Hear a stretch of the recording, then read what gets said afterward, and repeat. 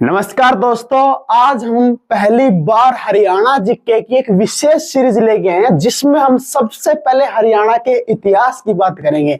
जैसे ही हमारा हरियाणा का इतिहास पूरा होगा दोस्तों, उसके बाद हरियाणा की पॉलिटिकल साइंस आएगी, फिर हरियाणा की इकोनॉमिक्स आएगी, फिर हरियाणा की ज्योग्राफी आएगी। इतिहास को इतनी हरियाणा को समझने के लिए हम इतनी सरल भाषा का यूज करेंगे, इतना अच्छा कंटेक्ट लेके आए हैं दोस्तों कि आपको कहीं अलग अलग जगह पर माथा नहीं मारना पड़ेगा। सीधी सी बात यही है।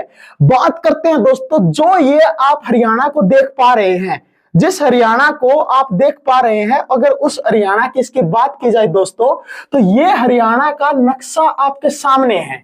अगर बात करें ये हरियाणा, जो कि इसमें 22 जिले तो है ही है, प्लस में एक 23वां जो जिला है वो किसे घोषित किया गया है दोस्तों? वो आपका हांसी को घोषित किया गया है।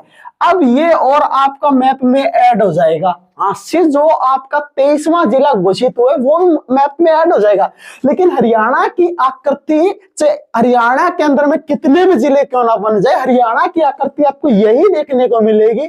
जैसे अब हरियाणा से हांसी होगा तो इसी से कोई कट लग जाएगा, इसी में बाउंड्री बना दी जाएगी, या भिवानी से कोई जिला निकलेगा तो उससे ऐसी बाउंड्री बन जाए। मतलब हरियाणा की आकृति कभी नहीं बदलेगी। जो हरियाणा की सीमाएं हैं वो सीमाएं वैसी की वैसी देखने को मिलेगी। लेकिन अगर बात करें दोस्तों, जिस हरियाणा को आज हम देख पा रहे हैं, ये हरियाणा इस हालात में, इस कंडीशन में, इस सीमा के अंदर में जो पहुंचा है, इसको पहुंचने में बहुत सारा समय लगा है। और वो समय में ऐसी ऐसी बहुत सी घटनाएं हैं जिसने हरियाणा को बदल कर रख दिया। जिस हरियाणा को आज आप देख पा रहे हो, उस हरियाणा को यहां तक देखने के लिए पता नहीं कितने व्यक्तियों का कितना योगदान है। उसे योगदान की शुरुआत होती है सबसे पहले कहां से दोस्तों? हरियाणा के इतिहास से शुरू होती है। अगर बात करें दोस्तों हरियाणा के इतिहास के, तो सबसे पहले आपको यह पता होना चाहिए कि इतिहास क्या है। सबसे पहले आपको यह पता होना चाहिए इतिहास क्या है।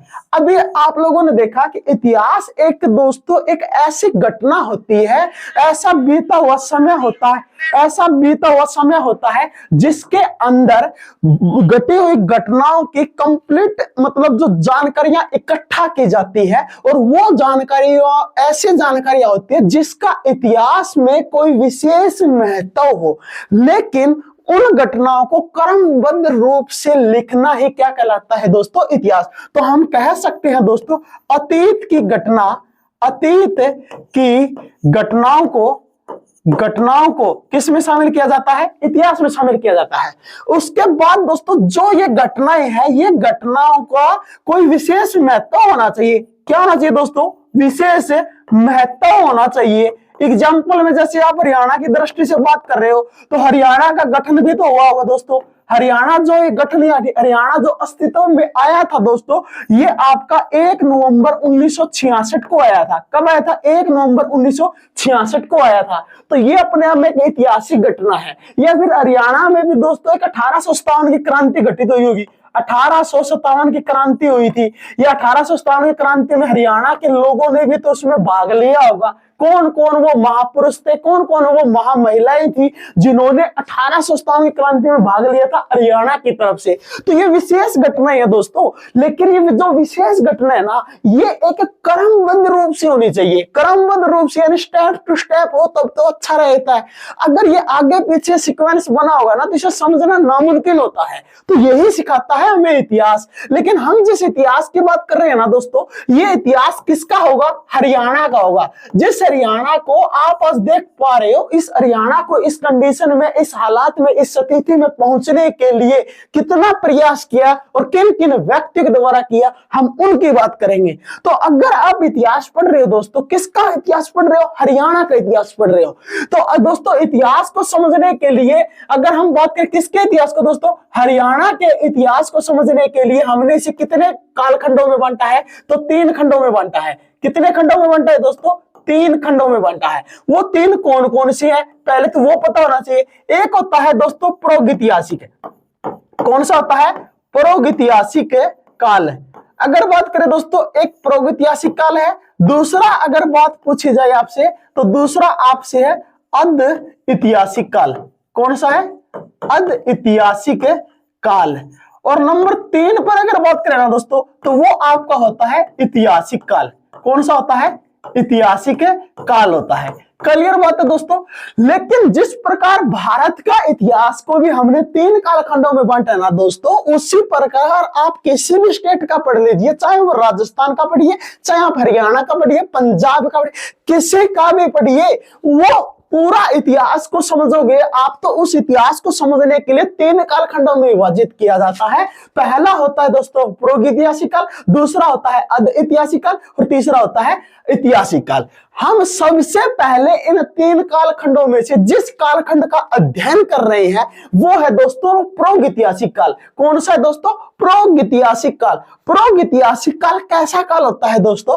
तो इतिहास का वह समय जिसमें मानव लिखना पढ़ना नहीं जानता था। मतलब जो इस टाइम में जो मानव थे, किसके मानव की बात कर रहे हैं दोस्तों? हरियाणा के जो मानव थे, वो मानव इस काल के अंदर में पढ़ना लिखना नहीं जानते थे। पढ़ना लिखना नहीं जानते थे। अब पढ़ना लिखना नहीं जानेंगे तो सीधी सी बात है, इनका क्या आपको कोई ना कोई लिखित साक्ष्य मिलेगा? क्या आपको लिखित साक्ष्य मिलेगा क्या इस समय का? तो नहीं मिलेगा दोस्तों। अब लिखित साक्ष्य ही नहीं है तो इनकी जानकारी इकट्ठा करना तो फिर नामुमकिन है दोस्तों।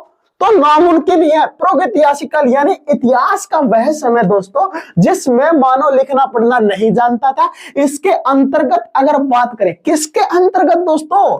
प्रागैतिहासिक काल। अगर आप इसके अंतर्गत अध्ययन करते हो तो वो किसका करते हो? पाषाण काल का। किसका अध्ययन करते हो? पाषाण काल का अध्ययन करते हैं। अब आगे देखो दोस्तों, अगर पाषाण काल का अध्ययन करते हैं तो पाषाण काल का मतलब क्या है? पाषाण काल का मतलब है दोस्तों पत्थरों का समय। क्या है? पत्थरों का समय क्या कहलाता है? पाषाण काल कहलाता है। मतलब दोस्तों एक समय ऐसा था जिस प्रकार भारत के इतिहास को आपने पढ़ा तो उसमें भी पाषाण काल था, लेकिन अगर आप हरियाणा का पढ़ रहे हो तो उसमें भी पाषाण काल है। तो देखो समाज यानी सारी सृष्टि है, एक टाइम में तो मानव असभ्य ही था और जो मानव असभ्य था वो मतलब लिखना पढ़ना कुछ भी जानता नहीं था। वो एक स्थान से दूसरे स्थान पर भटकता रहता था। उसके दैनिक जीवन में जिसका सबसे अधिक मात्रा में उपयोग होता था वो पत्थर का होता था। इसी वजह से पाषाण काल को पत्थरों का क्या कहा जाता है? ये समय कहा जाता है, पत्थरों का युग कहा जाता है। अब देखो इसमें ये लिखा है, वह समय जब मानव पत्थर के औजारों एवं हथियारों को उपयोग करता था, क्या कहलाता है? पाषाण काल। मतलब मानव का जीवन किस पर निर्भर था दोस्तों? पत्थरों पर ही निर्भर था। लेकिन अगर बात करें दोस्तों, हम किसको पढ़ रहे हैं? पाषाण काल को। किसको पढ़ रहे हैं? हरियाणा का पाषाण काल। अगर आप हरियाणा के पाषाण काल की बात करते हो दोस्तों, तो हमने इसको भी कितने भागों में बांटा है? 3 भागों में बांटा है। कितने भागों में बांटा? 3 भागों में। पहला भाग क्या कहलाया दोस्तों? पूरा पाषाण काल। क्या कहलाया? पूरा पाषाण काल। और दूसरा भाग क्या कहलाया? मध्य पाषाण काल। और नंबर 3 पर जो आपका आता है दोस्तों, नव पाषाण काल आता है। Clear point. अब बात करते हैं दोस्तों, सबसे पहले अगर बात करें पूर्व पाषाण काल क्या होता है, यानी पूर्व पाषाण काल का मतलब होता है दुनिया का सबसे पुराना समय। मतलब जब यह सृष्टि की शुरुआत होती है तो उसमें सबसे पहले जो मानव थे वो सबसे जो पुराना समय है उसकी बात हो रही है। और इसके अंदर में कौन सा हो रहा है? इसमें जो नया है, जो नया समय है उसके, और इसमें किसकी बात हो रही है? मध्य पाषाण काल में। मध्य पाषाण काल में दोस्तों जो पूर्व पाषाण काल का समय है और जो नव पाषाण काल का समय है, इनके बीच का यानी इनके बीच का जो समय है उसकी बात होती है। अब बात यह है दोस्तों, जो पूर्व पाषाण काल है पहले उसको समझते हैं। पूर्व पाषाण काल यानी हरियाणा के इतिहास की दृष्टि से अगर हम पूर्व पाषाण काल को पढ़े ना दोस्तों, तो हरियाणा की दृष्टि से हमें पूर्व पाषाण काल के कोई साक्ष्य नहीं मिलते। क्या नहीं मिलते? हरियाणा की दृष्टि से हमें कोई भी जानकारी नहीं मिलती। वो जानकारी किसकी दोस्तों? किसकी बात कर रहे हैं? पूरा पाषाण काल की बात कर रहे हैं। किसकी बात कर रहे हैं? पूर्व पाषाण काल की बात कर रहे हैं। लेकिन अगर बात करें दोस्तों नंबर 2 पे जो हमारा मध्य पाषाण काल, मध्य पाषाण काल से रिलेटेड हरियाणा में हमें साक्ष्य मिले हैं और हरियाणा के वो प्रदेश जहां से हमें साक्ष्य मिले हैं हम उन सब की बात करेंगे। आगे बात करते हैं जो हमारा नंबर 2 पे दोस्तों मध्य पाषाण काल। मध्य पाषाण काल की बात करें तो इस समय मानव के जो हथियार थे वो छोटे आकार के थे। मतलब क्या है दोस्तों, इस समय जो मानव के द्वारा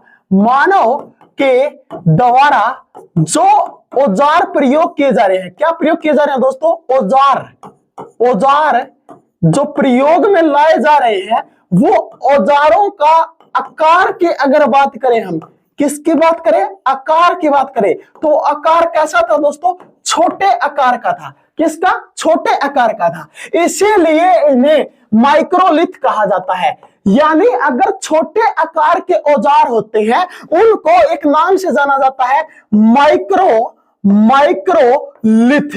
क्या कहते हैं दोस्तों उनको, माइक्रोलिथ। माइक्रो का मतलब है दोस्तों छोटा, क्या था, सूक्ष्म, छोटा। तो माइक्रोलिथ कहा जाता है उन औजारों को जो मध्य पाषाण काल में उपयोग किए गए हैं। और मध्य पाषाण काल की अगर हरियाणा के अंदर में देखें तो हमें औजार भी मिले हैं खोदाई के दौरान।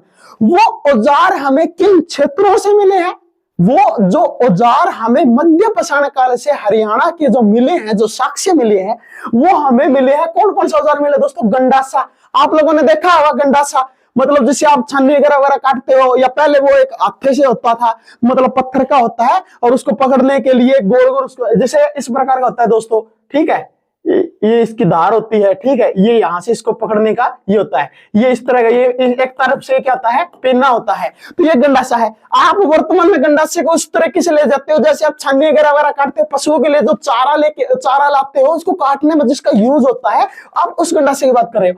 एक होता है खुरचना दोस्तों। खुरचना जैसे आपने घरों के अंदर में आपकी दादी मम्मी ने देखा होगा, जब वो मतलब जो बिलोना वगैरह होता है हमारा, जो हम दूध वगैरह जमाते हैं, जब उसको धोते हैं तो उसको वो कुचरने के लिए उसके नीचे जो जम जाता है तो उसमें खुरचने का प्रयोग होता है। आज भी होता है, वो कुछ इसी प्रकार का है दोस्तों। वो पतली सी होती है, आगे से पिन्नी होती है, इसको ऐसे पकड़े ऐसे करके कुचरते हैं, ठीक है। सुआ जैसे आप छीलने का काम करते हो ना, जैसे व्यापारी वर्ग को देखा होगा आप लोगों ने, जो व्यापारी जब अनाज वगैरह पैक कर लेते हैं तो उन कट्टों को, उन बोरियों को छीलने का काम करता है। तो कंडासा, खुरचना, सुआ हमें हरियाणा से मिले हैं और वो साक्ष्य हमें बताते हैं कि ये जो औजार है ये छोटे आकार के हैं। अब छोटे आकार के औजार या छोटे आकार के जो पत्थरों की जो चीजें देखने को मिली है वो आपके मध्य पाषाण काल में आती है दोस्तों। लेकिन अगर बात करें गंडासा, खुरचना, सुआ, ये अवशेष हमें कहां से मिले हैं, या मैं आपसे ये भी कह सकता हूं कि मध्य पाषाण काल के अवशेष कहां से मिले हैं, तो कहोगे फरीदाबाद से मिले हैं, गुरुग्राम से मिले हैं। तो याद रखिए दोस्तों, मध्य पाषाण काल के साक्ष्य फरीदाबाद और गुरुग्राम से ही हमें मिले हैं। नेक्स्ट बात करते हैं दोस्तों, नंबर 3 पर आता है हमारा नव पाषाण काल। कौन सा काल आता है दोस्तों, नव पाषाण काल। अगर हम बात करें नव पाषाण काल की बात करें दोस्तों, तो नव पाषाण काल का मतलब है कि इस टाइम मानव के द्वारा स्थायी निवास कर लिया जाता है। वो मेन रूप से एक जगह पर स्थायी निवास करेगा तो फिर वो पशुपालन भी करेगा। उसने धीरे धीरे करके खेती का भी प्रयोग किया।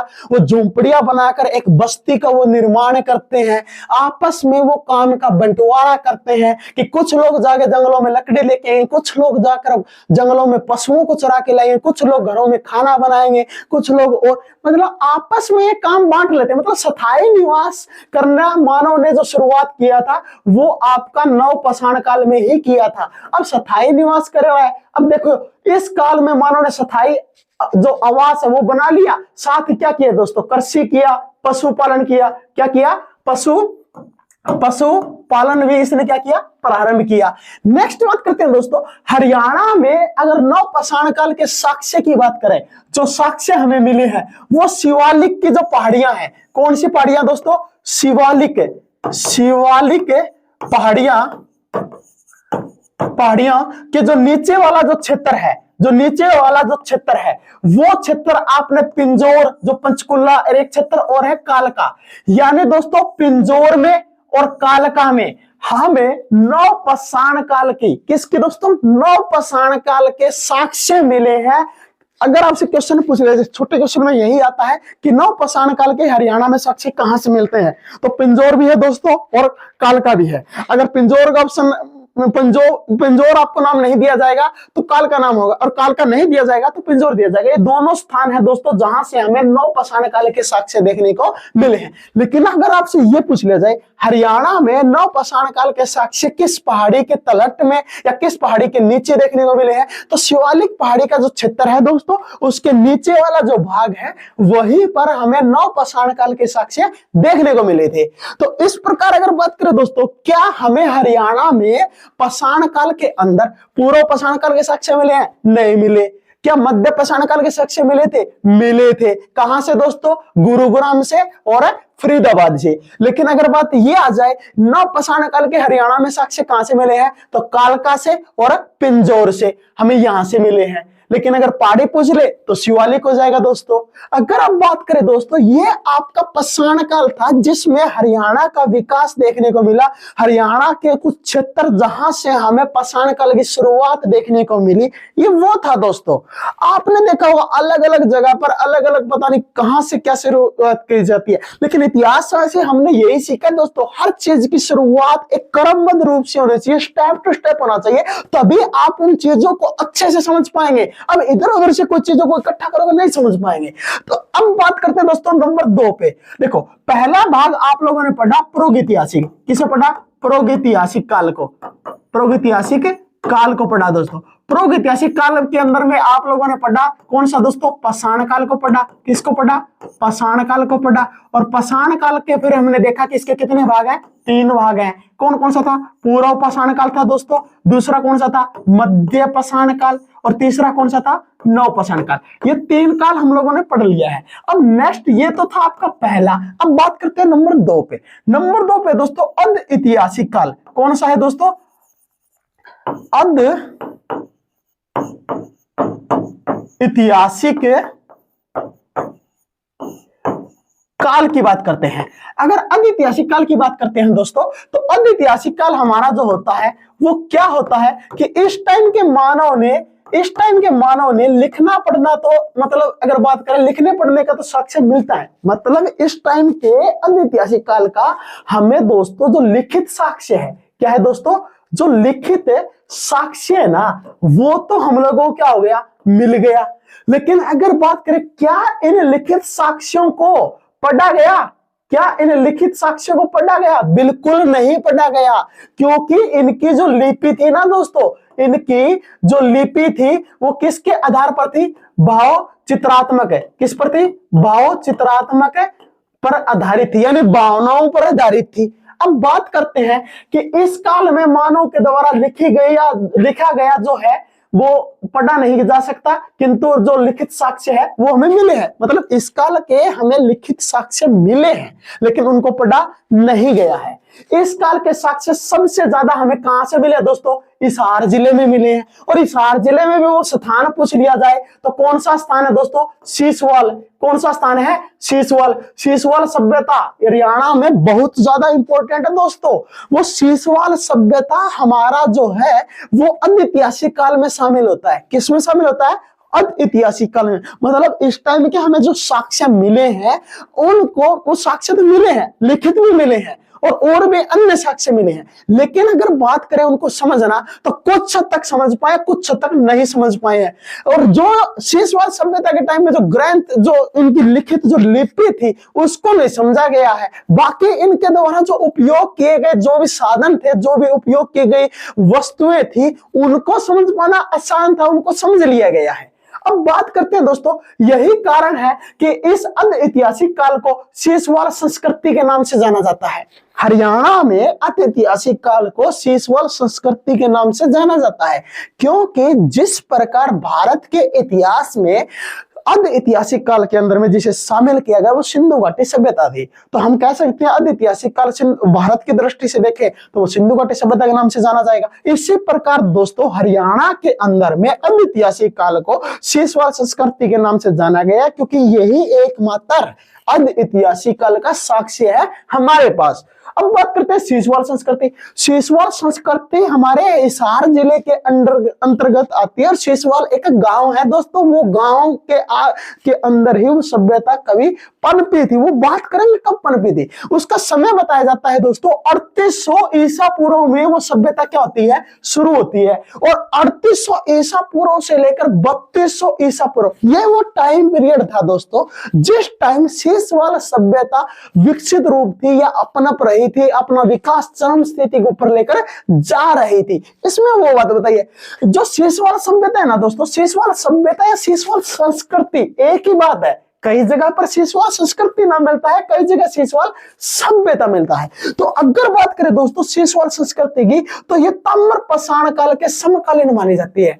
मतलब देखिए हम लोगों ने जो पाषाण काल पढ़ा वो पाषाण काल में पूर्व पाषाण काल, मध्य पाषाण काल, नव पाषाण काल, 3 काल हो गए। इतिहास अगर भारत की दृष्टि से देखें तो इसमें चौथा काल होता है ताम्र पाषाण काल। और ताम्र पाषाण काल वो काल होता है जब मानव ने पत्थर के साथ साथ तांबे का उपयोग करना शुरू कर दिया, उसे कहते हैं ताम्र पाषाण काल। तो कहते हैं दोस्तों हरियाणा के अंदर में शीशवाल जो संस्कृति है इसे ताम्र पाषाण काल के समकालीन माना जाता है, क्योंकि कहीं ना कहीं कुछ ना कुछ साक्ष्य हमें शीशवाल सभ्यता से क्या इसके मिले हैं, तांबे के मिले हैं। इसीलिए कहा जाता है कि हाँ तांबे का उपयोग किया जाता था। अगर बात करें शीशवाल सभ्यता कहां पर है दोस्तों, हिसार जिले के अंदर में है। और प्राचीन जो समय मतलब प्राचीन के टाइम की अगर बात करें, जब इतिहास की ही बात करें और वो भी हरियाणा की बात करें, तो शुरुआती क्षेत्र में कहा जाता है कि जिसे आज आप हिसार कहते हो, एक तो वो क्षेत्र, एक जो कैथल है आपका जो हरियाणा में, ये भी हरियाणा में है, और एक आपका कुछ हद तक राजस्थान का क्षेत्र है दोस्तों, और कुछ हद तक आपका पंजाब का। यानी हम कह सकते हैं हरियाणा और राजस्थान और हम कह सकते हैं पंजाब। क्या दोस्तों, पंजाब। ये 3 क्षेत्र है दोस्तों जहां पर शीशवाल सभ्यता के कुछ साक्ष्य हमें देखने को मिले थे, या शीशवाल सभ्यता के साक्ष्य देखने को मिले थे।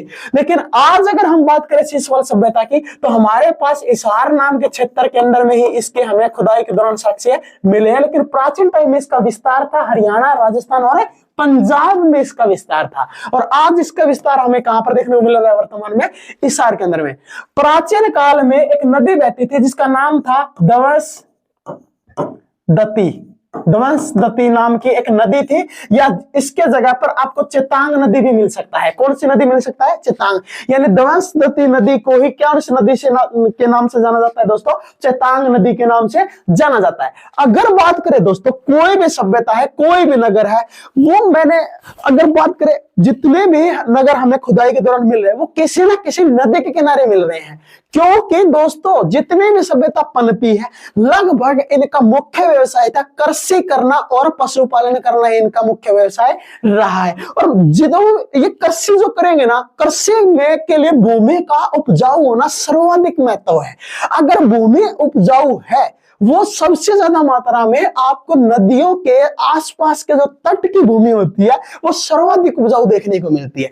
इसीलिए दोस्तों जितनी भी सभ्यता इस इतिहास में पनपी है, इतिहास में पढ़ा है हम लोगों ने, वो सारी की सारी किसी ना किसी नदी के किनारे हैं। और एक समय था जब वो अच्छी खासी विकसित रूप में थी, और एक समय आया जब वहां पर बाढ़ आ जाती है या कोई भारी प्रकोप आ जाता है, या फिर हम कह सकते हैं महामारी का विस्तार हो गया, महामारी फैल चुकी थी जिससे उस सभ्यता का पतन हो गया। और उसी सभ्यता को बाद में इतिहासकारों के द्वारा खुदाई करके निकाला गया, उसके साक्ष्य को इकट्ठा किया गया, अनुमान लगाया गया कि क्या ये चीजों का उपयोग होता था या नहीं होता। मतलब जो साक्ष्य मिले हैं उनको वर्तमान से जोड़ा जाता है और उसके आधार पर उनका मतलब विस्तृत रूप दिया जाता है। लेकिन अगर बात करें दोस्तों जो हमारे शीशवाल सभ्यता जो हिसार क्षेत्र के अंदर में पड़ती है, हिसार क्षेत्र में एक गांव पड़ता है, वो शीशवाल सभ्यता वहां पनपी थी जिसकी खोज 1961 से लेकर 1962 तक चली थी।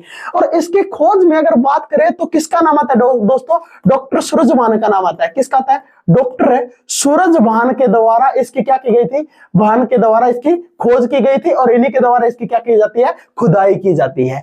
अब बात करते हैं दोस्तों जो ये शीशवाल सभ्यता है ना, इसको सोथी शीशवाल भी कहते हैं। क्या कहते हैं, मतलब ये वेरी इंपॉर्टेंट है दोस्तों।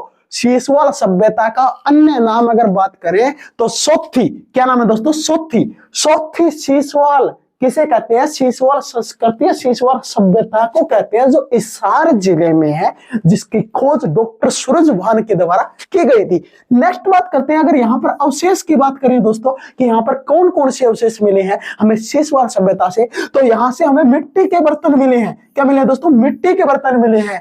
ठिक्कर, ठिक्कर को नहीं, अगर वो मिट्टी का आप लोगों ने देखा है जो घड़ों के ऊपर ढका जाता है, आप अपने ठेकरों कह दिया या ढकनों कह दिया, तो वे भी अपन मिले हैं। लेकिन मिट्टी के बर्तन और जो ठीकरे हैं, इनके ऊपर जिन रंगों का उपयोग देखने को मिला सीसवाल सभ्यता में, वो लाल रंग का प्रयोग देखने को मिला। किस रंग का? आगे देखिए दोस्तों, अब बात करते हैं जो ये हमें सीसवाल सभ्यता है, इस सभ्यता के जो हमें अवशेष देखने को मिले थे, उनके अंदर में मिट्टी के बर्तन मिले हमें, प्लस में वो ठेकरा देखने को मिला, यानी घड़े के ऊपर जो ढकते हैं हम लोग। ठीक है, अब बात करते हैं यहां से हमें एक तांबे का, यहां से हमें एक तांबे का क्या देखने को मिला है दोस्तों? तांबे के अत्थे वाला गंडासा, यानी एक ऐसा गंडासा मिला है, एक ऐसा छुरे टाइप का मिला है, जिसपे मतलब तांबे की वो परत, मतलब तांबे का मार से लपेटा गया, चढ़ाया गया है, तांबे धातु का वो बना हुआ है, जैसे लोहे का बनाते हैं हम लोग, तो इन्होंने तांबे धातु का बनाया हुआ था। अब बात करें अगर ये तांबे धातु का यूज करते थे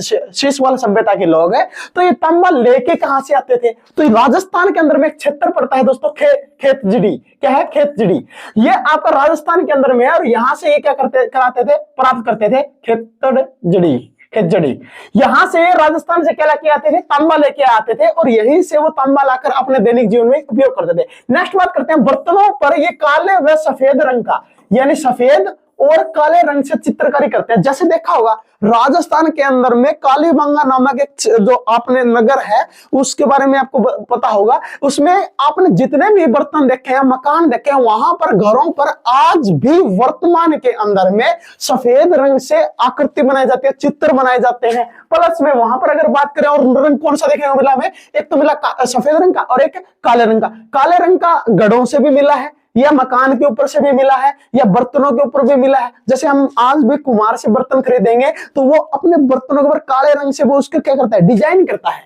तो दोस्तों कहीं ना कहीं अगर बात करें सीसवाल सभ्यता किसके समकालीन थी या किससे मिलती जुलती थी, तो सीसवाल सभ्यता जो मिलती जुलती थी वो कालीबंगा से मिलती जुलती है, क्योंकि जिस प्रकार के अवशेष हमें कालीबंगा से मिले हैं, वैसे ही अवशेष हमें कहां से मिले दोस्तों? सीसवाल सभ्यता से मिले हैं। क्योंकि यहाँ पर भी बर्तनों पे क्या की जाती है? चित्रकारी की जाती है, और कालीबंगा में भी चित्रकारी की जाती है। कहा जाता है सीसवाल सभ्यता के जो लोग थे ना, इनका कद छोटा था, एक प्रकार से बोनने कह सकते हैं हम। क्या कह सकते हैं? बोनने, मतलब छोटे हाइट। अब इतने भी छोटे नहीं थे कि ज्यादा ही वो है, मतलब ना तो उनकी हाइट ज्यादा थी और ना इनकी हाइट मतलब जमा कम थी, एक मीडियम साइज था इनका। तो इसीलिए इस सभ्यता के लोगों का कद क्या देखने को मिला? हमें छोटा देखने को मिला। नेक्स्ट बात करते हैं दोस्तों आगे, हरियाणा के इतिहास में अगर सभ्यताओं की बात की जाए, हरियाणा के इतिहास में अगर हम दोस्तों सभ्यता की बात करते हैं, तो वो सभ्यता कितनी थी? तो वो सभ्यता थी, 3 सभ्यता थी। कितनी सभ्यता देखने को मिली? 3 देखने को मिली। वो 3 कौन कौन सी दोस्तों? तो नंबर 1 पर आपकी कौन सी आती है? सीसवाल सभ्यता, सीसवाल सभ्यता। नंबर 2 पे हमें कौन सी पढ़नी पड़ेगी? हड़प्पा सभ्यता। कौन सी सभ्यता दोस्तों? हड़प्पा सभ्यता। और नंबर 3 आपको वैदिक सभ्यता आपको पढ़नी पड़ेगी। अब अगर बात करें दोस्तों इन तीनों की, तो इन तीनों में क्या है? देखिए सीसवाल जो सभ्यता है, इसका जो विस्तृत क्षेत्र है आज हमें देखने को मिलता है, वो हरियाणा के हिसार में देखने को मिलता है। क्या देखने को मिलता है? हरियाणा के हिसार में देखने को मिलता है। लेकिन अगर बात करें दोस्तों हड़प्पा की, किसकी बात करें? हड़प्पा की, तो हड़प्पा में जैसे एग्जांपल में हड़प्पा एक इंडियन हिस्ट्री का एक मतलब टॉपिक है, लेकिन आपको हरियाणा में पढ़ना पड़ा है। इसका रीजन है दोस्तों, जितने नगर सिंधु घाटी सभ्यता में मिले हैं, वो में से अधिकतर मात्रा में हमें नगर जो देखने को मिले वो हरियाणा के अंदर में देखने को मिले। और विशेषकर सबसे फेमस नगर है राखी गढ़ी। कौन सा दोस्तों? राखी गढ़ी हो गया, ठीक है। इसके अलावा मिताथल हो गया, ठीक है दोस्तों। इसके अलावा भी ऐसे मतलब हम लोगों को विभिन्न प्रकार के, यानी विभिन्न प्रकार के हमें नगर देखने को मिलेंगे। वो सारे के सारे नगर किस सभ्यता के थे? हड़प्पा सभ्यता। तो हम कह सकते हैं कि जो हड़प्पा सभ्यता है, ये हड़प्पा सभ्यता के कहीं ना कहीं विस्तार हरियाणा के क्षेत्रों में भी था। और वो कौन कौन से नगर थे, उन नगरों की सारी बातें होंगी। और नंबर 3 में दोस्तों वैदिक सभ्यता। इंडियन हिस्ट्री में वैदिक सभ्यता आप लोगों ने पढ़ा है। लेकिन वैदिक सभ्यता के अगर रचना की बात की जाए, जितने इसमें ग्रंथ लिखे गए थे, जो वेद लिखा गया था, वो दोस्तों हमारे हरियाणा से लिखा गया है। हरियाणा से कुरुक्षेत्र नाम के जगह पर सरस्वती नदी के किनारे के ऊपर किसकी रचना हुई है? वेदों की रचना हुई है। तो इसीलिए दोस्तों हरियाणा की दृष्टि से हमें 3 सभ्यता पढ़नी पड़ेगी। शीशवाल सभ्यता तो हम पढ़ चुके हैं। अब बात करते हैं दोस्तों, नंबर 2 पे आती है हमारी हड़प्पा सभ्यता।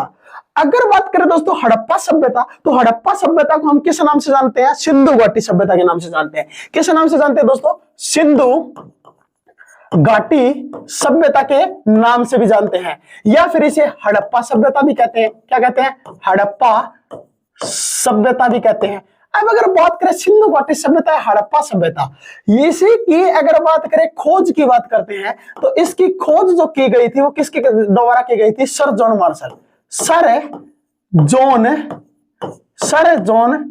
मार्शल, इनके नेतृत्व में एक व्यक्ति था जिसका नाम था दोस्तों दयाराम साहनी। क्या नाम था? दयाराम साहनी। और दयाराम साहनी के द्वारा जिस नगर की खोज होती है वो अपने आप में पहला नगर है दोस्तों, और उसका नाम क्या है? हड़प्पा। क्या नाम है दोस्तों? हड़प्पा। इसी वजह से इसे हड़प्पा सभ्यता भी कहते हैं। अगर बात करें हड़प्पा की दोस्तों, तो हड़प्पा किस नदी के किनारे है? हड़प्पा हमारा रावी नदी के किनारे है दोस्तों। किस नदी के किनारे है? रावी नदी के किनारे है। जब हमें ये एक नगर मिल जाता है ना दोस्तों, तो फिर सर जॉन मार्शल के द्वारा और विभिन्न क्षेत्रों पर भी खुदाई का काम करवाया गया था। तो अब बात करते हैं नंबर 2 पे, जो हमें हड़प्पा में जो देखने को मिला वो कौन सा नगर देखने को मिला? मोहनजोदड़ो या मोहनजोदाड़ो की बात करें, तो मोहनजोदाड़ो की बात करें तो ये किस नदी के किनारे है? ये आपका सिंधु नदी के किनारे है। इसकी खोज कब हुई दोस्तों? 1922 में हुई। किसके द्वारा की गई थी? तो राखलदास बनर्जी के द्वारा इसकी क्या की जाती है? खोज की जाती है। लेकिन अगर बात करें इस हड़प्पा की, इसकी खोज कब हुई दोस्तों? 1921 में। तो इसी प्रकार दोस्तों हड़प्पा सभ्यता जो है, ये सभ्यता में जितने भी नगर हमें मिल रहे हैं वो किसी ना किसी किसके किनारे हैं? नदी के किनारे हैं। अब किसी ना किसी नदी के किनारे होंगे, तो इसी प्रकार कभी ना कभी इन नदियों में बाढ़ भी तो आई होगी। क्या आई होगी? बाढ़ आई होगी, या कहीं ना कहीं प्रकार की महामारी आई होगी, या महामारी नहीं तो फिर यहाँ पर कोई ना कोई अन्य सभ्यता पनपी होगी, अन्य सभ्यता पनपी होगी। उस सभ्यता ने, जो नई सभ्यता पनप रही है, वो पुरानी सभ्यता का विनाश भी कर रही है। तो इस प्रकार हमें देखने को मिला। अब हम बात करते हैं हरियाणा की दृष्टि से, तो सर जॉन मार्शल के नेतृत्व में दयाराम साहनी के द्वारा पहला जो नगर खोजा गया वो कौन सा था? हड़प्पा। इसी कारण दोस्तों हड़प्पा सभ्यता कहते हैं सिंधु घाटी सभ्यता को। सिंधु घाटी सभ्यता का नाम इसलिए है क्योंकि सबसे ज्यादा नगर की सिंधु नदी के किनारे मिले हैं। इसी वजह से हड़प्पा सभ्यता को सिंधु घाटी सभ्यता के नाम से भी जाना जाता है। ठीक है दोस्तों, इस सभ्यता को कांस्य युगी सभ्यता भी कहते हैं, क्योंकि दोस्तों इस समय के लोग कांस्य का उपयोग करते थे। किसका प्रयोग करते थे?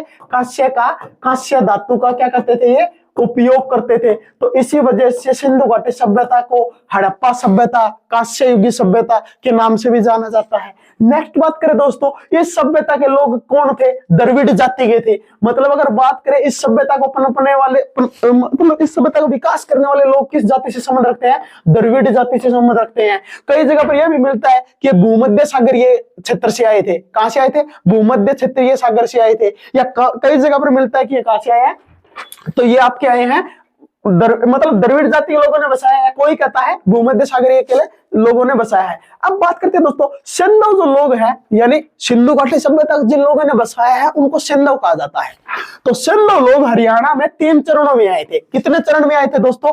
अगर बात करें हरियाणा में ये 3 चरण में आए थे, और उन 3 चरण से ही हरियाणा में विभिन्न प्रकार के जो अवशेष सभ्यताएं पनपी थी उनके साक्ष्य मिलेंगे। उनमें अगर बात करें दोस्तों, जो पहला चरण में सिंधु लोगों का प्रमाण हमें जो मिलता है सरस्वती व चौतांग नदी। कौन सी नदी है दोस्तों? सरस्वती या दृश्यदती नदी को ही क्या कहते हैं? चौतांग नदी कहते हैं। चौतांग नदी के नाम से जाना जाता है। तो सरस्वती और चौतांग नदी के जो घाटी का जो क्षेत्र है ना दोस्तों, ये घाटी का जो क्षेत्र है, इन क्षेत्र के अंदर में पहली बार हड़प्पा के जो लोग थे वो हरियाणा में आए थे, और इसी क्षेत्र में जब ये पनपे थे तो ये इनके विकास का प्रथम चरण था। कौन सा चरण था दोस्तों? प्रथम चरण था। अब बात करते हैं, ये तो पहला है, अब दूसरा चरण कौन सा है दोस्तों? तो दूसरे चरण में ये आए थे दोस्तों यमुना और साहिबी नदी। यमुना और साहिबी जो नदी है दोस्तों, इस नदियों के जो घाटी का जो क्षेत्र है, इस नदी का जो घाटी का क्षेत्र है, यहां से हमें प्रमाण मिलते हैं कि दूसरे चरण में सिंधु घाटी सभ्यता के लोग जो आए थे वो यमुना और साहिबी नदी के क्षेत्र के जो घाटी वाला जो क्षेत्र है वहां पर रहते थे। नंबर तीसरे चरण में अगर बात की जाए तो हरियाणा के अंदर में एक गांव पड़ता है दोस्तों। हरियाणा के अंदर में एक, पहले बात करें तो एक जिला है जिसका नाम है कुरुक्षेत्र। क्या नाम है दोस्तों? कुरुक्षेत्र। अगर कुरुक्षेत्र के अंदर भी और बात करें तो एक गांव है दोस्तों, जिस गांव का नाम है दौलतपुर। क्या नाम है? दौलतपुर।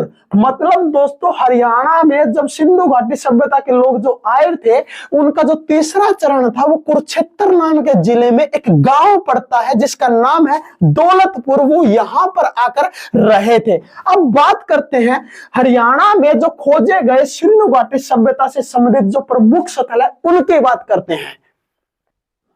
तो दोस्तों तीनों चरण हमारे पूरे हो चुके हैं। पहला चरण के अंदर में जो विकास देखने को मिला वो सरस्वती और दवस्त नदी जो नदी है इसके घाटी वाले क्षेत्र में हुआ था। दूसरे चरण में हुआ था जो यमुना और साहिबी नदी है इसके क्षेत्र में देखने को मिला था। और नंबर 3 पर हरियाणा में कुरुक्षेत्र नाम का जिला है, वहां पर दौलतपुर नाम का गांव है, वहां पर तीसरे चरण के अंदर में सिंधु सभ्यता के जो लोग हैं वो यहाँ पर तीसरे चरण में आकर यहाँ पर विकास देखने को मिला। अब बात करते हैं दोस्तों कि हरियाणा की दृष्टि से सिंधु घाटी सभ्यता या हड़प्पा सभ्यता या कांस्ययुगीय सभ्यता का जो विकास हुआ है वो कौन कौन से प्रमुख नगर है जो हरियाणा से हमें देखने को मिलते हैं। उनमें सबसे पहले है दोस्तों राखीगढ़ी। कौन सा है दोस्तों? राखीगढ़ी।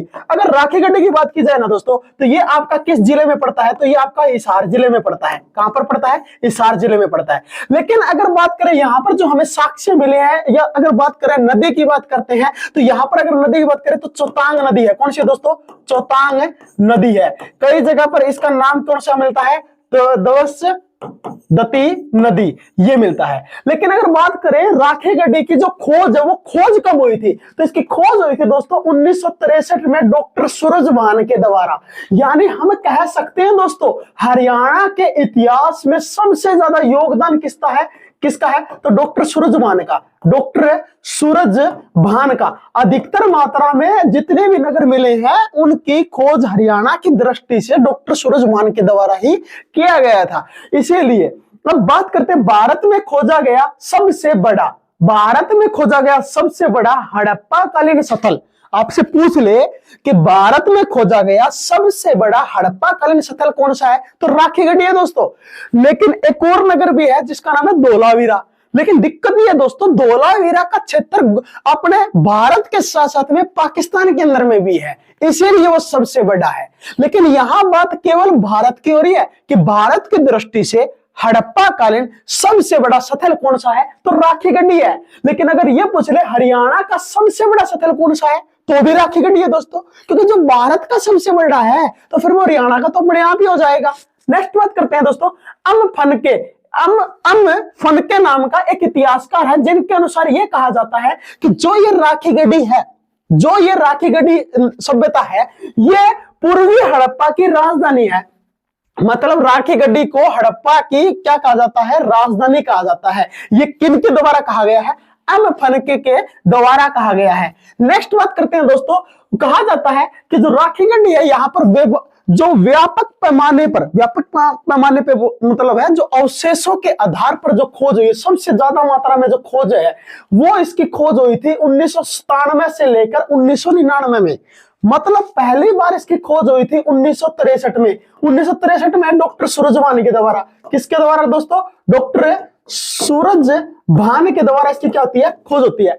ये पहला चरण था। और दूसरा चरण मतलब बहुत बड़े स्तर पर इसकी जो खोज हुई थी, इसके ऊपर निष्कर्ष मतलब इसके ऊपर अवशेषों को इकट्ठा किया जा रहा था, वो आपका 1997 से लेकर 1999 तक की बात हो रही है। और ये टाइम किस व्यक्ति ने की थी? अमरेंद्र नाथ ने की थी। किसने की थी दोस्तों? अमरेंद्र नाथ के द्वारा 1999 से 1997 से लेकर 1999 के बीच किसके? राखी गड्ढे की व्यापक पैमाने पर खोज की जाती है। और जब खोज की गई तो यहाँ पर जो अवशेष मिले थे, उन अवशेषों में सबसे पहले यहाँ पर जो साक्ष्य देखने को मिला वो महिला और पुरुष दोनों को एक साथ दफनाने के साक्ष्य मिले हैं राखी गड्ढी से। कहां से दोस्तों? राखी गड्ढी से। अब महिला और पुरुष दोनों के एक साथ दफनाने के साक्ष्य है, तो हम ये कह सकते हैं कि कहीं ना कहीं एक प्रेमी जोड़ा भी तो हो सकता है। क्या हो सकता है?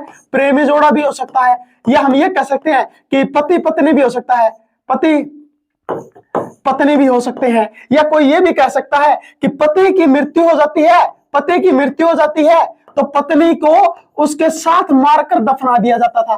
मारकर क्या किया जाता था? दफनाया जाता था। या फिर जिंदा जी भी दफनाया जाता है, या फिर जिंदा जी भी उसको दफना, मतलब जिंदा जी उसको दफना दिया जाता है। उसका पति मर गया तो फिर उसका जीने का क्या फायदा है? इसीलिए दोस्तों कि जो महिला और पुरुष दोनों के एक साथ साक्ष्य मिले, कहीं ना कहीं ये साक्ष्य हमें सती प्रथा का प्रमाण देते हैं।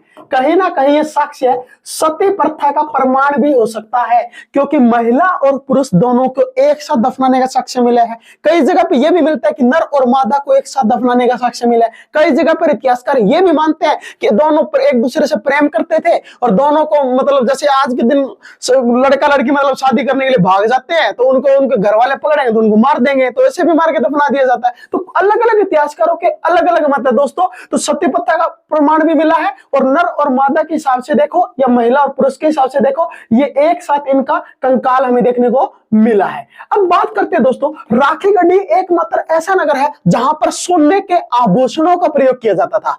यानी कि यहां पर खुदाई के दौरान हमें सोने के क्या देखने मिले हैं? आभूषण देखने को मिले हैं। प्लस में यहां पर मर्द भांड और मिट्टी के बर्तन देखने को मिले। मतलब दोस्तों राखी गड्ढी के अंदर में सोच के देखिए कितनी ज्यादा विकसित होगी कि जहां पर हमें सोने के साक्ष्य भी मिले हैं और यहाँ पर जो मिट्टी के बर्तन मिले हैं वो पक्की हुई मिट्टी से मिले हैं, और यहाँ पर बड़े बड़े मर्द भांड है। बड़े बड़े मर्द भांड का मतलब है प्राचीन टाइम के अंदर में, या आपने कई घरों में आज भी मिट्टी की जो आटे की या टंकी होगी या आरा टाइप का हो गया, या जो घड़ा वगैरह है, बड़ी बड़ी हांड है, वो देखने को मिलती है। वो मर्द भांड की कैटेगरी में शामिल होते हैं दोस्तों। अब बात करते हैं नेक्स्ट नंबर 2 पे जो हमारा नगर है हरियाणा की दृष्टि से दोस्तों, वो है फरमाना। कौन सा दोस्तों? फरमाना। ये फरमाना जो आपका नगर है ये आपका महम में पड़ता है। कहां पड़ता है दोस्तों? महम में। और महम कहां पर पड़ता है? रोहतक में। कहां पड़ता है? रोहतक में। अब बात करते हैं कि फरमाना नाम का जो नगर है दोस्तों, इसकी खोज कब हुई थी? तो इसकी खोज हुई थी 2007 में इसकी शुरुआत होती है, और 2009 तक इसके खोज करके जो अवशेष है उनको इकट्ठा कर लिया गया था। अब बात करते हैं जो ये फरमाना है दोस्तों, इसका अगर पुराना नाम आपसे पूछ लिया जाए कि फरमाना, बहुत बार एग्जाम में आया है कि फरमाना का प्राचीन नाम क्या था? दक्षखेड़ा। क्या नाम है दोस्तों? दक्षखेड़ा। नेक्स्ट बात करते हैं कि जो ये फरमाना नगर है जिसकी खोज 2007 से लेकर 2009 तक हुई थी, इसकी खोज करने वाला, खुदाई करने वाला कौन था व्यक्ति? तो इसका नाम था वसंत सिद्धे। क्या नाम था दोस्तों? वसंत सिद्धे।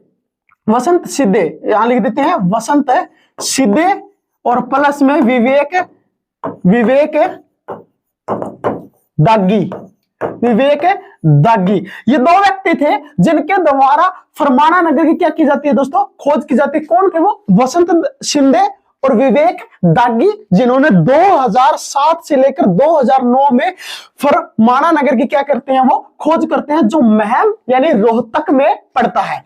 अब बात करते हैं किस नदी के किनारे है दोस्तों? दती नदी के किनारे है। दती नदी के किनारे है, या फिर आप ये भी कह सकते हो चौतांग नदी है। कौन सी नदी है दोस्तों? चौतांग नदी के किनारे है। हड़प्पा सभ्यता का हरियाणा में दूसरा सबसे बड़ा स्थल।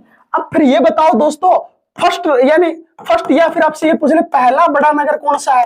पहला बड़ा नगर कौन सा है? किसका दोस्तों? हड़प्पा सभ्यता का।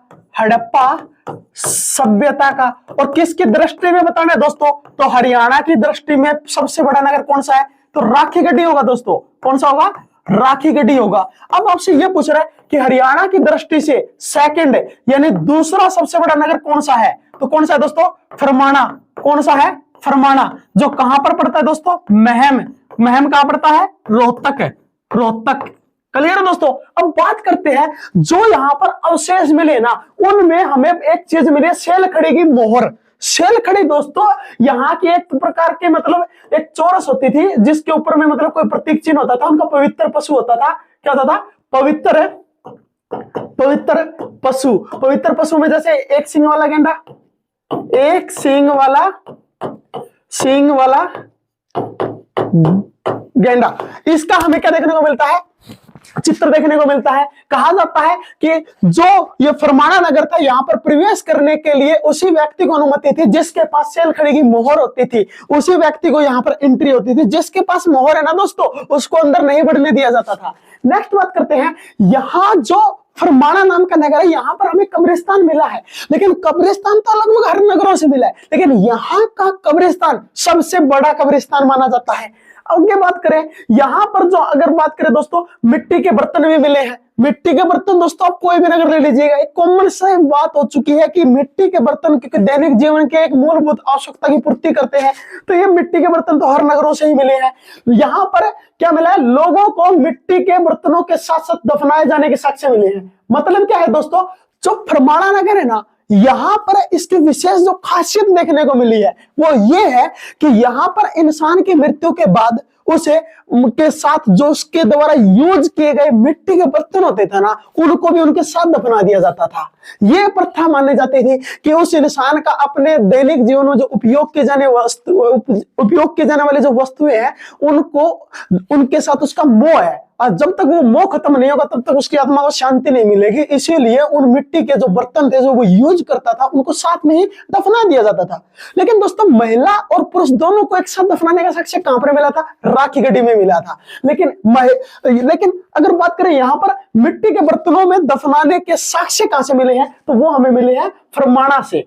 नेक्स्ट बात करते हैं दोस्तों, ये बनावली नहीं है बल्कि बनावली है। कौन सा दोस्तों? बनावली। बनावली ये आपका नगर है। नेक्स्ट नंबर 3 पर दोस्तों, ये आपका कहां पर पड़ता है? फतेहाबाद में। कहां पर है दोस्तों? फतेहाबाद में पड़ता है। इसकी खोज 1973 में शुरू होती है और 1974 में इसकी खत्म हो जाती है। मतलब एक साल में इसकी खुदाई का काम पूरा हो गया था। और खुदाई का काम करने वाले थे दोस्तों रविंदर सिंह बिष्ट। क्या नाम था उनका? रविंदर सिंह बिष्ट। और किस नदी के किनारे दोस्तों? क्योंकि कोई ना कोई जो भी नगर आप देख रहे हो वो किसी ना किसी नदी के किनारे है, क्योंकि उनका मुख्य व्यवसाय खेती करना और पशुपालन था। अब नदी के किनारे होगा तो वहां के आसपास के जो भूमियां है वो अधिक उपजाऊ होगी और खेती करने में आसानी होगी। इसीलिए दोस्तों अगर बात की जाए बनावली की, तो किस नदी के किनारे है? रंगोई नदी के किनारे है। अब बात करते हैं यहाँ पे जो अवशेष देखने को मिले हैं दोस्तों, वो कौन से मिले हैं? तो जले हुए जो मिले हैं। अब देखो आप लोगों ने हवन अगर करवाते हैं हम लोग घर के अंदर में, तो उस टाइम हमें जो पंडित या के द्वारा जो सलाह दी जाती है वो पूजा की सामग्री में जौ का बहुत ही महत्व बताता है। तो इसीलिए दोस्तों कहीं ना कहीं हम ये कह सकते हैं कि बनावली के अंदर में जो पूजा पाठ का जो था, जो प्राकृतिक देवताओं की पूजा होती थी, इंद्र की होती थी, अग्नि की होती थी, तो इनके लिए हवन किया जाता था, यज्ञ किया जाता था, जिसमें जौ की आहुति दी जाती है। तो जले हुए जौ मिले हैं। यहां पर बैलगाड़ी के पहियों के निशान मिले हैं। अब एक बात बताओ दोस्तों, बैलगाड़ी के पहियों के निशान अगर हमें बनावली से मिले हैं, तो जोते हुए खेत के साक्ष्य कहां से मिले हैं? कालीबंगा से। जोते हुए खेत के साक्ष्य कालीबंगा से, लेकिन बैलगाड़ी के पहियों के निशान हमें बनावली से मिले हैं। अगर हम बात करें जोते हुए खेत के प्रमाण, अब देखो यहां पर भी अगर बात करें दोस्तों, तो जोते हुए खेत के प्रमाण हमें बनावली से भी मिले हैं। क्यों दोस्तों? देखो बैल का सबसे ज्यादा मात्रा में प्रयोग उस टाइम खेती में होता था। अब जहां बैल होंगे वहां खेती होगी, बेसिक सी बात है। तो यहां पर भी हमें जुते हुए खेत के साक्ष्य मिले। तो हम कह सकते हैं दोस्तों बनावली एक प्रकार से कालीबंगा से मिलता जुलता है। कालीबंगा से क्या है? मिलता जुलता है, क्योंकि जो इस प्रकार जुते हुए खेत के साक्ष्य कालीबंगा से मिले, वैसे ही बनावली से भी मिले हैं। और जिस प्रकार अगर बात की जाए यहां पर अगर पहिए का जो निशान मिला है, तो वहां पर हमें हल्के निशान मिले हैं। मतलब बनावली से हमें बैलगाड़ी का जो पहिया है उसका निशान देखने को मिला है, लेकिन कालीबंगा से हमें जो हल होता है, हल से जो जमीन को बोया जाता था, नरम किया जाता था, हमें उसका निशान मिला है। नेक्स्ट बात करते हैं दोस्तों, यहां पर नेक्स्ट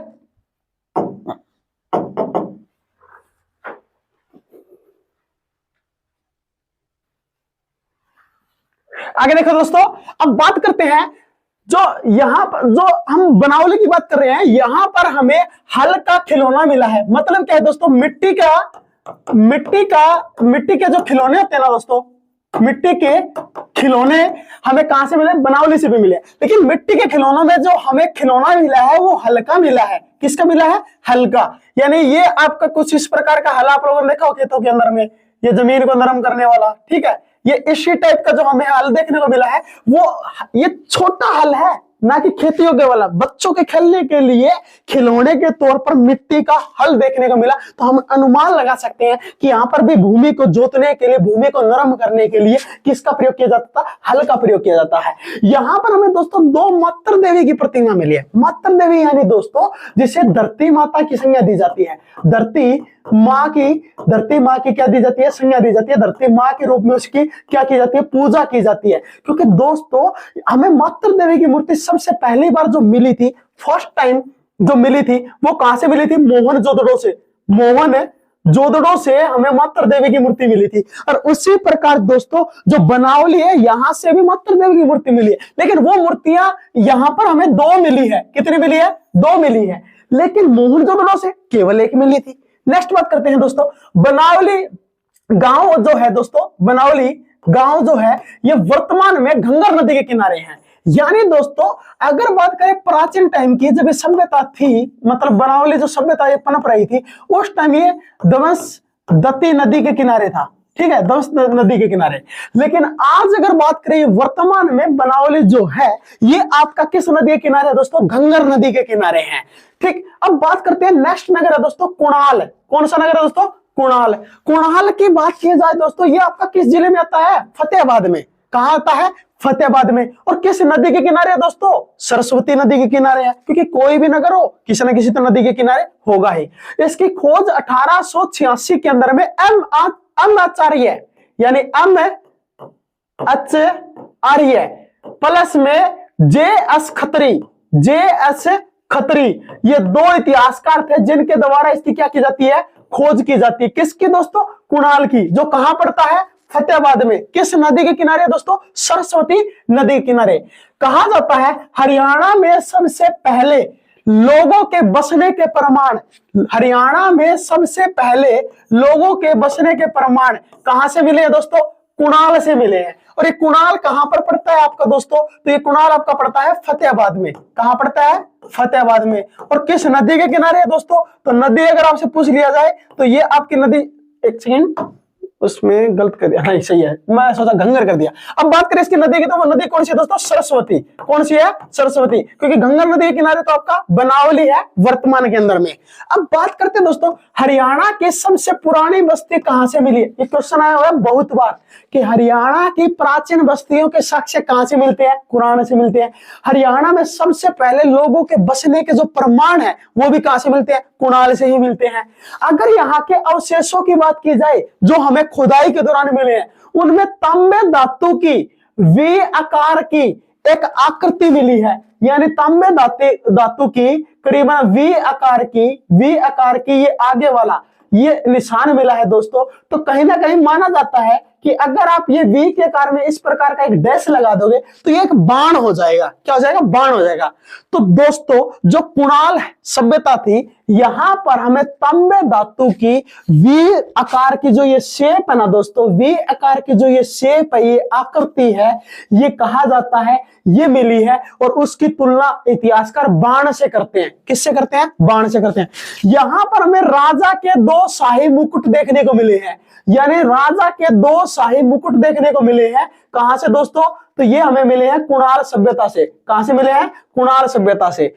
और यहाँ पर मछली पकड़ने के कांटे भी मिले। माना जाता है यहाँ के लोगों का एक व्यवसाय जैसे कृषि और पशुपालन था, इसी प्रकार इनका व्यवसाय मछली पकड़ना भी था। ठीक है दोस्तों। और 6000 वर्ष पुराने मनके मिले हैं। मनके होते हैं दोस्तों जो मणिये काट के होते हैं, तो मणिये यानी माला पहनते थे ये, तो मनके के साक्ष्य मिले हैं। लेकिन वो मनके मिले और साथ में यहाँ पर सोने के आभूषण भी मिले। तो सोच के देखिए दोस्तों, जहां तांबे की धातु की वी आकार की एक बाण की शेप मिली है, राजा के दो शाही मुकुट मिले हैं और मछली पकड़ने के कांटे मिले हैं, 6000 वर्ष पुराने मनके मिले हैं और सोने के आभूषण मिले। तो कह सकते हैं अगर राजा का मुकुट मिला है तो कहीं ना कहीं यहाँ पर इनका कोई मुखिया होता था जो इनका नेतृत्व करता था। नेक्स्ट बात करते हैं दोस्तों, नेक्स्ट पे आते हैं वर्तमान में जो, अरे यार कहाँ रह गया पेज छुट्टी, हाँ ठीक है। अगर बात करें दोस्तों, अगला हमारा जो स्थल है वो कौन सा है, बाल्लू। कौन सा है दोस्तों, बाल्लू नामक स्थल है जो आपका कहां पर पड़ता है दोस्तों, कैथल में पड़ता है। इसकी खोज 1977 के अंदर में डॉक्टर जिम जे सेफर इनके द्वारा की क्या जाती है, इनकी खोज की जाती है। और इनका साथ दिया था डॉक्टर सूरजभान ने। किसने दिया था, साथ दिया था डॉक्टर सूरजभान ने। हम कह सकते हैं कि जो बालू नाम का नगर है दोस्तों, जो कि आज वर्तमान में कैथल में है, इसकी खोज 1977 के अंदर में सेफर प्लस में डॉक्टर सूरजभान, इन दोनों ने मिलकर की थी। और यहाँ पर जो अवशेष मिले हैं वो मिट्टी के बर्तन मिले हैं और उन मिट्टी के बर्तनों पे लाल रंग और स्लेटी रंगों का प्रयोग किया जाता है। कुछ इतिहासकार मानते हैं कि यहाँ पर लहसुन, जो लहसुन होता है ना दोस्तों हम घरों में यूज करते हैं, उसके प्रमाण भी मिले हैं। तो याद रखिएगा, मिट्टी के बर्तनों पे लाल और स्लेटी रंगों का ऊपर से निकासी की जाती थी और यहाँ पर लहसुन के प्रमाण मिले। कहां से मिले दोस्तों, बालू से। बालू कहां पर है दोस्तों, कैथल में। खोज 1977 में डॉक्टर सूरजभान और सेफर ने की थी। नेक्स्ट बात करते हैं दोस्तों, अगला नगर है भगवानपुर। कौन सा नगर है दोस्तों, भगवानपुर। भगवानपुर की अगर बात की जाए ना दोस्तों, ये वर्तमान में आपका कुरुक्षेत्र जिले में आता है। किस में आता है, वर्तमान में कुरुक्षेत्र जिले में है। इसकी खोज 1975 से में शुरू होती है और 1976 में खत्म हो जाती है। मतलब 1 साल तक इसकी खोज का काम चला था और इसकी खोज करने वाले थे जेपी जोशी। क्या नाम है दोस्तों उनका, जेपी जोशी। अवशेष की बात करें दोस्तों तो मिट्टी के बर्तन मिले हैं जो कि बड़ी संख्या में है। मतलब मिट्टी के बर्तन तो हर नगर से मिले हैं, लेकिन सबसे अधिक मात्रा में जो मिट्टी के बर्तन हरियाणा से मिले ना दोस्तों, वो आपका कहां से मिला है, भगवानपुरा से मिला है। अगर बात करें यहां पर जो चित्रित दुस्सर है, मर्द भांड भी मिले हैं। यानी आपने राजस्थान के अंदर में जो बर्तन वगैरह देखते हो, घड़े देखते हो, उनके ऊपर जो निकासी की जाती है, चित्रित मतलब डिजाइन बनाया जाता है, आकृति बनाई जाती है, उन्हीं को कहते हैं चित्रित दुस्सर मर्द भांड है। नेक्स्ट बात करते हैं दोस्तों, अगला नगर है दौलतपुर। दौलतपुर की बात करते हैं, वर्तमान में आपका कुरुक्षेत्र में पड़ता है और सिंधु लोग यानी सिंधु लोगों का तीसरे चरण में कहा जाता है कि जो हरियाणा के अंदर में जो सिंधु घाटी सभ्यता है, इस सिंधु घाटी सभ्यता के 3 चरण हुए हैं। कितने चरण हुए हैं, 3 चरणों में सिंधु घाटी सभ्यता के लोग हरियाणा में प्रवेश करते हैं। और अगर बात करें जो तीसरा चरण है दोस्तों, वो दौलतपुर। कहां पर दोस्तों, दौलतपुर नाम का गांव है और वो आपका गांव कहां पर पड़ता है दोस्तों, कुरुक्षेत्र के अंदर में। कहां पड़ता है, कुरुक्षेत्र के अंदर में पड़ता है। यहां पर आकर बसे थे अंतिम में सिंधु घाटी सभ्यता के लोग, जो तीसरा चरण कहलाता है। इसी वजह से दोस्तों यह गांव है जो है, ये आपका प्राचीन गांव में तुलना होती है। कहा जाता है कि जो बिडराना नाम का गांव था ना, वो पहले प्राचीन बस्तियों के तौर पर जाना जाता था, सबसे पुराने गांव के अंदर में। लेकिन अब किसको कहा जाने लगा दोस्तों, ये आपका जो दौलतपुर है, इसके जो तीसरे चरण के अंदर में जो साक्ष्य मिले हैं, अब इसको माना जाता है, लेकिन अब बिडराना नहीं है। अब बात करते हैं दोस्तों, यहाँ पर अवशेष की बात करते हैं। अवशेष से पहले देखो, ये जो गांव है ना दोस्तों हमारा दौलतपुर है, ये गांव शतरंज के विसाज के नमूने पर बसा हुआ है। शतरंज का विसाज आप लोगों ने देखा भी होगा, कुछ इस प्रकार का होता है शतरंज। ये कुछ इस सॉरी, ये वो तो हो गया, पासा हो गया भाई। ये रहा, ये एक टीम ए और टीम 2, ये इस तरह से इनमें कॉलम होता है, वो अपनी चाल चलते हैं उस आधार के ऊपर पे। इस प्रकार एक सीक्वेंस वाइज बसा हुआ है। हम कह सकते हैं ग्रिड पद्धति। क्या कह सकते हैं दोस्तों, ग्रिड पद्धति के ऊपर आधारित है आपका दौलतपुर नाम का जो नगर है ये पर। अगला है बिडराना। कौन सा दोस्तों, ये आ गया बिडराना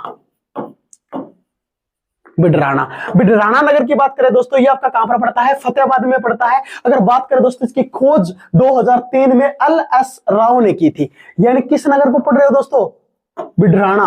किस नगर को, बिडराना।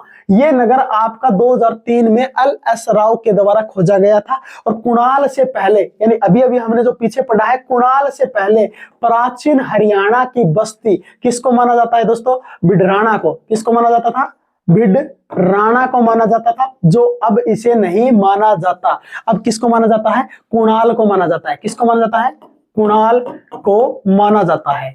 मतलब अगर आपसे ये पूछ ले हरियाणा की सबसे प्राचीन बस्ती किसे कहा जाता है, प्राचीन बस्ती कौन सी है, तो दोस्तों जब तक कुणाल नहीं था तब तक बिडराना था। अब अगर वर्तमान की बात की जाए ना, तो अब बिडराना को नहीं बल्कि अब किसको माना जाता है, कुणाल को माना जाता है। नेक्स्ट नगर की बात करते हैं दोस्तों मिताथल। मिताथल की बात करें दोस्तों, ये आपका भिवानी जिले के अंदर में आता है और इसकी खोज 1967 में शुरू होती है, 1968 में इसकी खोज पूरी हो जाती है। वैसे तो पूरी नहीं होती है, लंबे समय तक चलता रहता है, लेकिन कहीं ना कहीं जो अवशेष है मुख्य तौर पर हमें मिल जाते हैं। तो एक साल के अंदर में जो अवशेष खोजे गए थे वो डॉक्टर सूरजमान के द्वारा खोजे गए थे और वो अवशेषों में थे दोस्तों मिट्टी से बना हुआ बड़ा हारा जो आज हम घरों में पानी गर्म करते हैं या जो पशुओं के लिए जो चाट वगैरह बनाते हैं तो घरों में रखते हैं, तो वो जो हारा होता है ना दोस्तों, वो हमें कहां से मिला है, मिताथल से मिला है।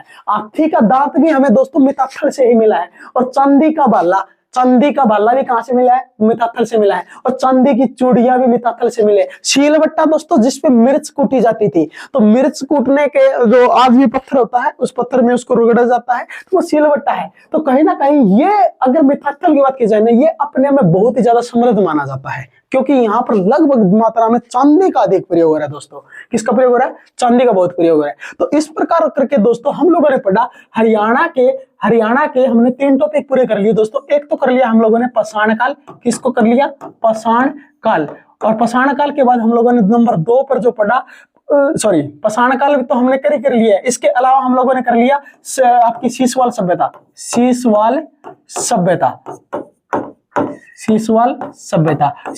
के बाद आप लोगों ने पढ़ा हड़प्पा कालीन हरियाणा के प्रमुख स्थल। कहीं ना कहीं करके ये 3 टॉपिक हमारे पूरे हो चुके हैं। अब नंबर 4 पे जो हमारा टॉपिक आएगा वो आएगा दोस्तों वैदिक काल। किसका आएगा, वैदिक काल। और इसके बाद नेक्स्ट टॉपिक जो इसी के साथ में आएगा, मतलब सेकंड क्लास में कौन सा टॉपिक मिलेगा आपको, वैदिक काल मिलेगा, जैन धर्म मिलेगा, आप लोगों को बौद्ध धर्म मिलेगा। मतलब इन तीनों टॉपिक को हम एक साथ में लेके चलेंगे और ये हमारा फर्स्ट क्लास का टॉपिक हो गया, ये हमारा सेकंड क्लास का टॉपिक हो गया है। तो इस प्रकार करके हम एक सीक्वेंस से पढ़ेंगे। हरियाणा के जो आपको नाम देखने को मिलेगा ना कि किस किस नाम से जानता है, वो प्रक्रिया शुरू होती है दोस्तों यहाँ से हरियाणा का कोई भी प्राचीन नाम की कोई जानकारी नहीं मिलती, लेकिन यहाँ से हरियाणा के अब नाम शुरू हो जाएंगे। जो भी ग्रंथ आपको पढ़ाया जाएगा उस ग्रंथ में किसके द्वारा नाम दिया गया, क्या कारण था, हर कारण को विस्तार पूर्वक से पढ़ेंगे दोस्तों। अगर आपको वीडियो पसंद आई हो तो लाइक शेयर और सब्सक्राइब करना मत भूलिए। जय हिंद, जय भारत।